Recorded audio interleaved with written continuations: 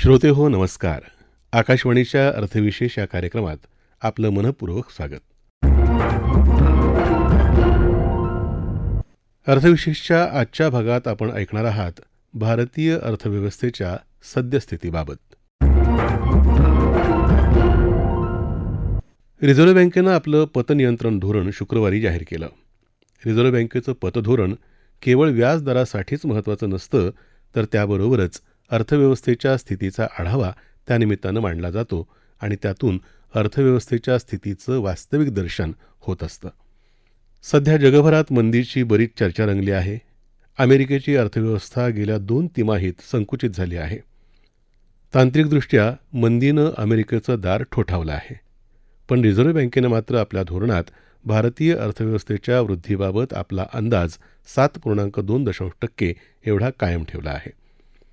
अर्थमंत्री निर्मला सीतारामन यांनी याआधी संसदेत महागाईवरच्या चर्चेत सांगितलं होतं की भारतात मंदी येण्याची शक्यता नाही. शिवाय रिझर्व्ह बँकेचे माजी गव्हर्नर रघुराम राजन यांनीही भारताची आर्थिक स्थिती मजबूत असल्याचं म्हटलंय. 2023-24च्या पहिल्या तिमाहीत स्थूल राष्ट्रीय उत्पादनाचा दर 6.7% राहील असाही अंदाज आहे.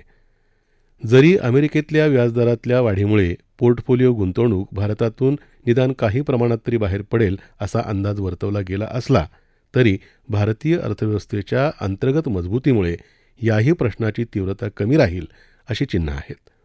भारतीय अर्थव्यवस्था ही कच्चं तेल वगळता इतर मूलभूत गोष्टींसाठी जगावर अवलंबून नाही आणि अन्नधान्यासह बहुसंख्य आवश्यक गोष्टी ती आपल्या गरजेएवढ्या उत्पादित करू शकते हे आपण पाहिलं आहे.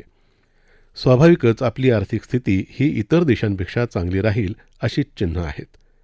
रिझर्व्ह बँकेनं घेतलेल्या आढाव्याच्या पार्श्वभूमीवर भारतीय अर्थव्यवस्थेच्या स्थितीवर चर्चा करताना आर्थिक विषयांवरचे स्तंभ लेखक विनायक कुलकर्णी म्हणाले, आत्ताच रिझर्व्ह बँकेने रेपो दरामध्ये वाढ केलेली आहे. ही जी वाढ केलेली आहे ती एकीकडे महागाई नियंत्रणात आणण्यासाठी केली आहे. अर्थात त्याच्या 2-3 दिवस आधी अमेरिकेने सुद्धा त्यांच्या अर्थव्यवस्थेतील चलनवाढीवर मात करण्यासाठी व्याजदरात वाढ केली होती. त्यांच्या फेडरल बँकेने पाऊण टक्क्यांवरून वाढ करून ते 1.75 ते 2.50% नेले. आज संपूर्ण जगभरामध्ये चलनवाढ म्हणजेच महागाईच्या दराने उचल खाल्ली आहे. एकीकडे आपण म्हणतोय की जागतिक अर्थव्यवस्था $100 ट्रिलियन पुढे गेली आहे. त्यात अमेरिकेचा हिस्सा $25.3 ट्रिलियन आहे, चीनचा 19.9 आहे, जपानचा 4.9 आहे आणि भारताचा $3.3 ट्रिलियन आहे. एकीकडे जसं महागाईने संपूर्ण जगाला व्यापलेलं आहे, करोनामुळे जगाची अर्थव्यवस्था अडचणीत आलेली आहे, तर दुसरीकडे प्रत्येक देशाने आर्थिक मदतीचं पॅकेज कुठे ना कुठे आणून आपल्या देशाची अर्थव्यवस्था सुधारवण्याचा प्रयत्न केला. त्याप्रमाणे भारतानेही 20 लाख कोटी रुपयाचं पॅकेज आणलं आणि आज त्या पॅकेजमुळे अर्थव्यवस्थेला जी काही उभारी देण्याचा प्रयत्न केला त्याचे आज चांगले परिणाम आपल्याला 2021-22 या आर्थिक वर्षात दिसून आले आणि आज भारतीय अर्थव्यवस्थेचा वाढीचा दर 9% झाला. या पॅकेजमुळेच असं म्हणायला हरकत नाही की अर्थव्यवस्थेमध्ये पतपुरवठा वाढला. रिझर्व्ह बँकेने त्यावेळेला रेपो दर नियंत्रणात ठेवण्याचं धोरण अंमलात आणलं होतं. त्याच्यामुळे अर्थव्यवस्थेमध्ये पतपुरवठा झाला पण महागाई वाढू लागली. एकीकडे जसं रिझर्व्ह बँकेने 2019 पर्यंत भाववाढ 4 ते 5% दरम्यान आटोक्यात ठेवली होती, पण त्यामुळे साहजिकचपणे अर्थव्यवस्थेचा वाढीचा वेग मंदावला. आता एकीकडे अर्थव्यवस्था पण वाढते आणि महागाई पण वाढते. त्याच्यामुळे रिझर्व्ह बँकेला आत्ता रेपो रेट दरामध्ये वाढ करण्याशिवाय पर्याय उरला नव्हता आणि आज जरी रेपो रेटमुळे व्याजदरात जरी वाढ झालेली असली तरी सुद्धा आपली अर्थव्यवस्थेला एक चांगली दिशा मिळालेली आहे. हे सिद्ध होते कारण दर महिन्याला जे जीएसटीच्या महसुलाचं जे उत्पन्नाचे आकडे येत आहेत त्याच्यामध्ये प्रत्येक महिनागणिक वाढ होत चाललेली आहे. जी 1,47,000 कोटी रुपयांची म्हणजे 1 ऑगस्टला जुलै महिन्याचं कलेक्शनची हा आकडा आला होता. ते इतके लाख कोटी रुपये जेव्हा जीएसटीच्या महसुलातून दर महिन्याला येत आहेत याचा अर्थ व्यवसाय वृद्धी IIP ज्याला असं म्हणू की इंडस्ट्रीयल जे प्रोडक्शन आहे औद्योगिक उत्पादनाचा दर आहे त्याच्यामध्ये पण वाढ होते आणि हे सगळं लक्षात घेता भारताचं सकल राष्ट्रीय उत्पन्न म्हणजे ज्याला जीडीपी म्हणतात की ते इतर देशांच्या तुलनेत सर्वात अधिक आहे. म्हणजे 2021 मध्ये ते 8.6% होतं, जिथे अमेरिका आणि युरोप सारख्या आधुनिक अर्थव्यवस्था असलेल्या विकसित देशांपेक्षा आज भारताची ही कामगिरी नक्कीच उजवी ठरलेली आहे. आणि मी तर असं म्हणेन की 2022 आणि 2023 मध्ये जसं इंटरनॅशनल मॉनिटरी फंड म्हणजे आंतरराष्ट्रीय नाणेनिधीने जो भारताच्या सकल राष्ट्रीय उत्पन्नाचा जीडीपीचा जो अंदाज व्यक्त केलेला आहे की तो 2022 मध्ये 7.4% असेल आणि 2023 मध्ये 6.1% असेल, तर मला असं वाटतंय की एकीकडे जग मंदीच्या विळख्यात व्यापलेलं आहे, पण भारत मात्र या विळख्यातून सही सलामत सुटलाय आणि परिणामी परदेशी गुंतवणूकदारांना आज भारतीय अर्थव्यवस्था गुंतवणुकीसाठी अधिक पोषक वाटत आहे आणि म्हणून आज परदेशी गुंतवणूकदारांची गुंतवणूक भारताकडे वाढू लागली आहे आणि हे प्रत्येक वेळेला आपल्याला जाणवतंय.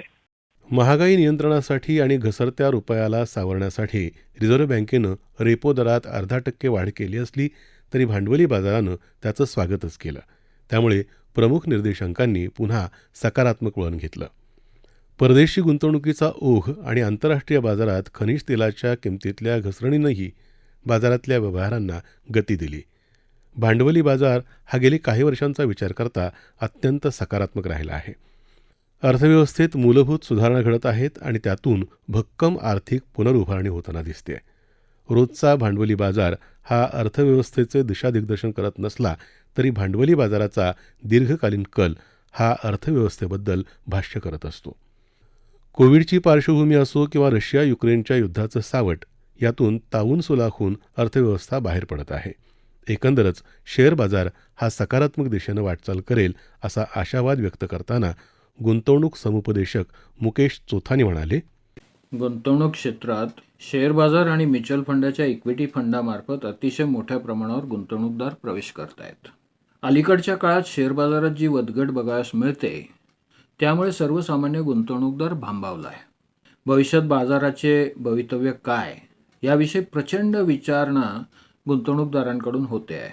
आज यावरच माझे मनोगत मी व्यक्त करतो आणि आशा आहे आपणास भविष्यातील बाजाराची चाल लक्षात येईल आणि गुंतवणूक वाढवायची का कमी करावायची का ठेवायची याचा निर्णय घेणे सोपे जाईल. गुंतवणूकदार मित्रांनो, बाजार विशेषतः शेअर बाजार समजून घेण्यासाठी मॅक्रो इकॉनॉमिक्स समजून घेतल्यास बाजाराची दिशा समजून घेणे सहज शक्य होते. फंडामेंटल ॲनालिसिस बाजारात काय घ्यायचे आणि काय विकायचे म्हणजेच व्हॉट याचे उत्तर देते आणि टेक्निकल ॲनालिसिस आपणास केव्हा घ्यायचे अथवा केव्हा विकायचे म्हणजेच व्हेन याचे उत्तर देते. याशिवाय इन्व्हेस्टर सेंटिमेंट म्हणजे गुंतवणूकदाराची मानसिकता हे सुद्धा आपण तपासणे गरजेचे आहे.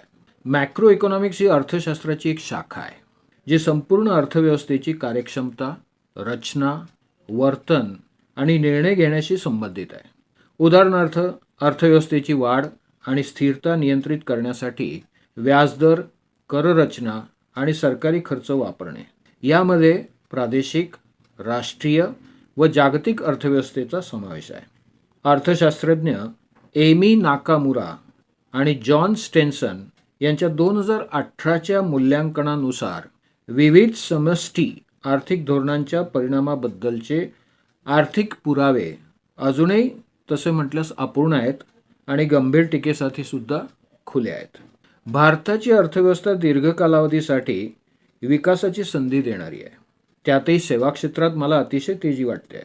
राष्ट्रीय उत्पन्न ज्याला आपण GDP म्हणतो ते वाढण्यासाठी कन्झम्पशन आणि इन्व्हेस्टमेंट समजून घेणे आवश्यक आहे. पूर्वी आपल्या उत्पन्नाच्या 50% हिस्सा रोटी आणि कपडा यात खर्च होत होता. आता ते प्रमाण 30% दिसते आहे. जसजशी आपली अर्थव्यवस्था विकसित होत जाईल तसतसे आपले खर्च इतर लाईफस्टाईल रिलेटेड गोष्टींसाठी खर्च होत जातील. दर माणशी उत्पन्न ज्या ज्या देशात $2000 प्रति व्यक्ती झाले त्या त्या देशात सर्वात आधी ऑटो सेक्टरमध्ये तेजी आली. आता तेच आपण आपल्या देशात बघतो आहोत. ग्रामीण भागात अन्नधान्यांच्या वाढलेल्या किमतीमुळे आणि शेतकऱ्यांच्या हातात जास्त पैसा आल्याने तसेच कोरोनानंतर पुनश्च अपने गाव चलो या भावनेने ग्रामीण क्षेत्राला भविष्यात चांगले दिवस येतील हे मला निश्चित वाटते आहे.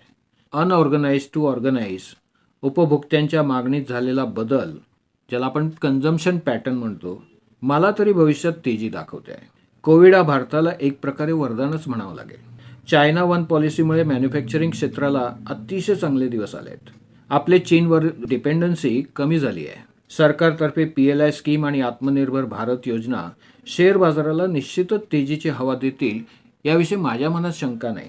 इन्व्हेस्टमेंट पॉईंट ऑफ व्ह्यू, बहुराष्ट्रीय कंपन्यांचे भारतात युनिट टाकण्याची झालेली गर्दी, कंपन्यांची वाढलेली नफाशक्ती, कंपन्यांचा सुदृढ झालेला ताळेबंद, बँकांचे NPAचे कमी झालेले प्रमाण, रिटर्न ऑन कॅपिटल अथवा रिटर्न ऑन इन्व्हेस्टमेंट हे अतिशय आशादायक चित्र दाखवत आहेत. नजीकच्या काळातील संभाव्य चिंता विचारात घेतल्यास महागाई, व्याजदर, रुपयाचे आंतरराष्ट्रीय बाजारातील पत आणि भौगोलिक राजकीय परिस्थिती, ज्याला जिओपॉलिटिकल सिच्युएशन आपण म्हणतो, पुढील 6-8 महिन्यात निश्चितच कमी होईल किंवा संपेल असे मला वाटते. शेअर बाजाराचे मूल्यमापन, ज्याला व्हॅल्युएशन आपण बघितल्यास, गुंतवणुकीला, विशेषतः दीर्घकालीन गुंतवणुकीला अतिशय आकर्षक वाटत आहेत. गुंतवणूकदारांनी दीर्घकालीन दृष्टिकोनातून शेअर बाजारात अवश्य गुंतवणूक करायला हवी अथवा गुंतवणूक सल्लागाराच्या सल्ल्याने म्युच्युअल फंडाच्या माध्यमाने शेअर्स आधारित गुंतवणूक योजनांना होकार द्यावा. गुंतवणूक असल्यास संयम ठेवावा. वाढवायचे असल्यास SIPच्या माध्यमाने अथवा STPच्या माध्यमाने पुढील 6 महिन्यात आपले योगदान पूर्ण करावे. आपल्या गुंतवणुकीचा उद्देश भांडवल वाढ असल्यास हे दशक भारताच्या इतिहासात अतिशय तेजीदायक आणि भांडवल वृद्धी देणारे ठरेल याविषयी माझ्या मनात तरी शंका नाही. अल्पकाळासाठी बाजाराचे भविष्य कोणीच तंतोतंत सांगू शकत नाही, परंतु एकंदरीत परिस्थिती बघता मॅक्रो तेजीचे ट्रेंड दाखवत आहेत. आपली जोखीम पात्रता तपासून सल्लागाराचा सल्ला घेऊनच गुंतवणूक विश्वात प्रवेश करावा आणि गुंतवणुकीचा निर्णय घेतल्यास भविष्यात धनलाभ नक्की होईल. जागतिक अर्थव्यवस्थेवरच्या महागाईचं ग्रहण टळून भारतीय अर्थव्यवस्था उभारी घेईल अशी अनेक तज्ज्ञांना खात्री वाटते. युक्रेनमधल्या रशियन युद्धाची दिशा आणि चीन तैवानच्या रूपानं तत्सम नवीन संकट उभं राहिलं नाही तर यातून जागतिक स्थितीचा खूप विपरीत परिणाम अर्थव्यवस्थेवर होणार नाही असं चित्र दिसतंय. अर्थात त्यासाठी भारतीय समाजाची अंगभूत वैशिष्ट्यंसुद्धा कारणीभूत आहेत. बचतीची सवय, समाजाच्या विविध घटकांची आतून असलेली समरसता आणि त्यातून दुर्बल घटकांना मिळालेलं सहकार्य, संकटातून संधी शोधण्याची विजिगीषू वृत्ती, अशा अनेक गुणसमुच्चयामुळे अशा संकटांवर मात करण्याची क्षमता समाज म्हणून आपण विकसित केलेली आहे. त्यातून आत्मनिर्भर भारताचं पाहिलेलं स्वप्न जोडलेलं आहे. हे स्वप्न आजचं नाही. स्वातंत्र्यपूर्व काळापासून भारत जागतिक पटलावर एक महत्त्वाची भूमिका निभावण्याची इच्छा ठेवून आहे.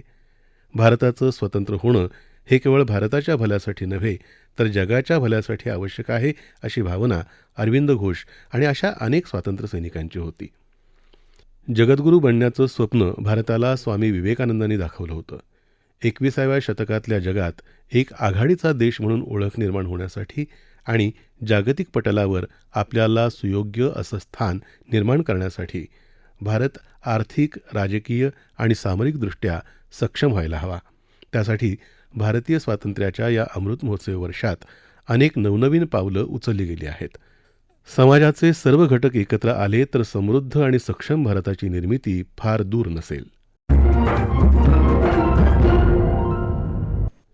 याबरोबरच आजचा अर्थविशेष हा कार्यक्रम संपला. हा कार्यक्रम आकाशवाणी मुंबईच्या प्रादेशिक वृत्त विभागानं सादर केला. सादरकर्त्या सरस्वती कोवळेकर, निर्मिती गुरुनाथ तेरवणकर, लेखन विनोद देशपांडे, निवेदन सुनील कांबळे.